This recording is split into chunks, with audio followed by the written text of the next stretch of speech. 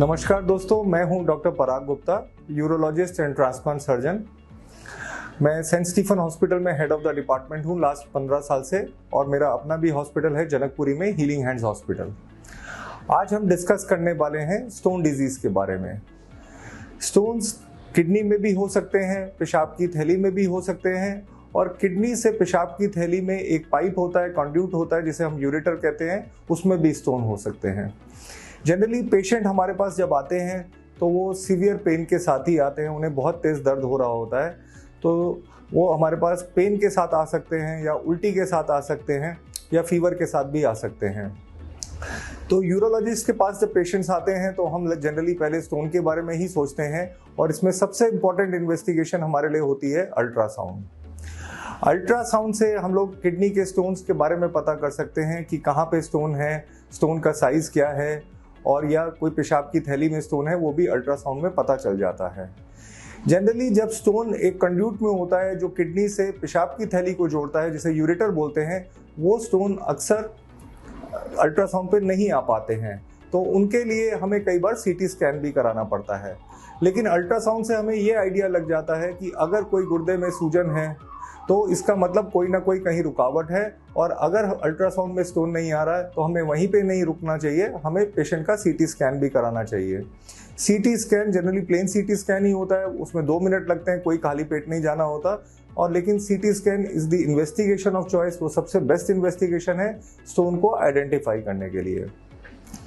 जब हमें पता चल जाता है कि स्टोन है पेशेंट को, तो हम देखते हैं कहाँ पे स्टोन है, क्या वो मेडिकली निकल सकता है या उसके लिए सर्जरी ही इंपॉर्टेंट है। मेडिकल मैनेजमेंट काम कर सकता है अगर स्टोन का साइज 6 मिलीमीटर से कम है। जनरली किडनी में 6 मिलीमीटर से साइज अगर छोटा है तो दवाइयाँ आती हैं, एल्कलाइजर्स आते हैं, जिससे स्टोन के घुलने के चांसेस होते हैं और पेशेंट को हम दवाइयाँ दे सकते हैं। अगर स्टोन पाइप में है तो वो पेशेंट को बहुत तेज दर्द करेगा, क्योंकि पाइप सिर्फ 3 मिलीमीटर का होता है, उसमें 6 मिलीमीटर का स्टोन फंस जाता है, तो उसके लिए कुछ दवाइयाँ आती हैं, वो हम शुरू कर सकते हैं। और अगर 6 मिलीमीटर से छोटा स्टोन है तो 10 दिन तक के लिए वेट भी कर सकते हैं। अगर 10 दिन में भी वो स्टोन की मूवमेंट नहीं होती और वो नहीं निकलता है तो हो सकता है हमें सर्जरी करनी पड़े। किडनी स्टोन्स के लिए जो सबसे कॉमन सर्जरी यूज होती है स्टोन निकालने के लिए, वो है PCNL और RIRS। एक विधि पहले ESWL भी होती थी, जिससे पेशेंट एक मशीन के नीचे लेटता था और किरणों के द्वारा स्टोन तोड़ा जाता था, बट वो विधि बहुत कामयाब नहीं है, क्योंकि उससे स्टोन चूरा होता है, कई बार वो निकल नहीं पाता और बार बार सेटिंग्स भी करनी पड़ती हैं। तो जो सबसे इम्पोर्टेंट प्रोसीजर होता है वो होता है PCNL, जिसमें हम अगर स्टोन का साइज 8-9 मिलीमीटर से बड़ा है तो उसके लिए हमें PCNL करना होता है। PCNL में एक हम पेन की नोक जितना छेद करते हैं कमर में से पीछे से, और वहाँ से हम जाते हैं, स्टोन तक पहुँचते हैं और लेज़र से तोड़ के वहीं उसी छेद से निकाल देते हैं। दूसरी एक लेटेस्ट विधि आई है RIRS, उससे भी स्टोन निकाला जा सकता है। उसमें जो कमर में छेद होता है वो भी नहीं करना पड़ता, और पेशाब के रास्ते नीचे की नीचे ही स्टोन हम किडनी में चले जाते हैं और वो स्टोन निकाल सकते हैं।